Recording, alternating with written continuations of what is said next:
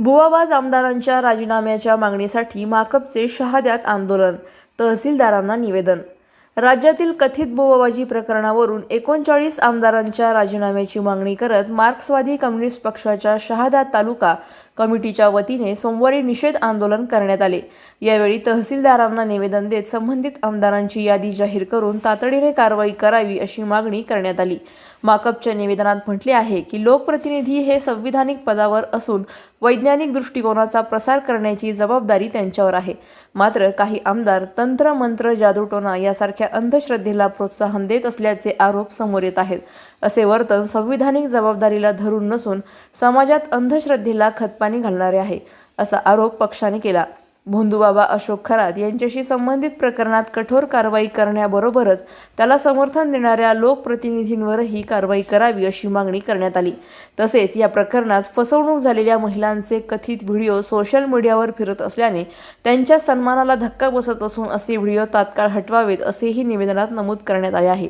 राज्यात वाढत चाललेल्या भोंदूबाबांच्या घटनांवर अंकुश ठेवण्यासाठी विशेष मोहीम राबवावी, प्रत्येक पोलीस ठाण्यात अंधश्रद्धा निर्मूलन कक्ष स्थापन करावा, जादूटोना विरोधी कायद्याची कठोर अंमलबजावणी करावी आणि सोशल मीडियावरील अंधश्रद्धा पसरवणाऱ्या जाहिरातींवर नियंत्रण ठेवण्यासाठी स्वतंत्र यंत्रणा उभारावी, अशा मागण्याही माकपतर्फे करण्यात आल्या। आज महाराष्ट्रभर मार्क्सवादी कम्युनिस्ट पक्षाच्या वतीने आंदोलनाची हाक दिलेली आहे। त्याचाच एक भाग म्हणून शहादा तालुका कमिटीच्या वतीने आज शहादा तहसीलवर आपण धडकलो आहोत। आपल्या या तीव्र भावना शासनाने समजून घेतल्या पाहिजे ते आपण निवेदन शासनाला देत आहोत। आपली प्रमुख मुख्य मागणी अशी आहे की भोंदू खरात याच्यावर ताबडतोब फाशीची शिक्षा झाली पाहिजे आणि 39 आमदार त्या भोंदू खरातच्या जाळ्यात सापडलेले आहेत, त्यांच्यावर ताबडतोबीने कारवाई करून त्यांचे राजीनामे महाराष्ट्र शासनाने घेतला पाहिजे, ही आमची प्रमुख मुख्य मागणी आहे। आणि आपल्या या पुरोगामी महाराष्ट्रामध्ये हे असे जादूटोना चालणार नाही।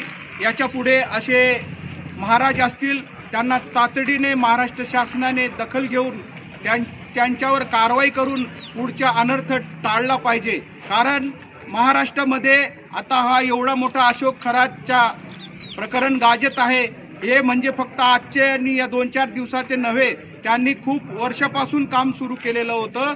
ते महाराष्ट्र शासनाच्या का लक्षात आलं नाही, त्याला का ताबडतोबीने बोलवलं गेलं नाही, त्याच्यावर का कारवाई केली गेली नाही, एवढा उन्माद त्याला आला कस काय, याला कोण खतपाणी घालत होतं, या सर्व गोष्टी शासनाने समजून घेतल्या पाहिजे।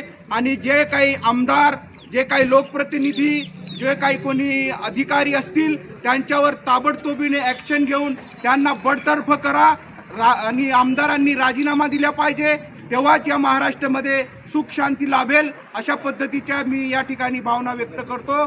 आणि आमच्या या आंदोलनाचा एक भाग म्हणून आम्ही तहसीलदारांना निवेदन द्यायला जात आहोत।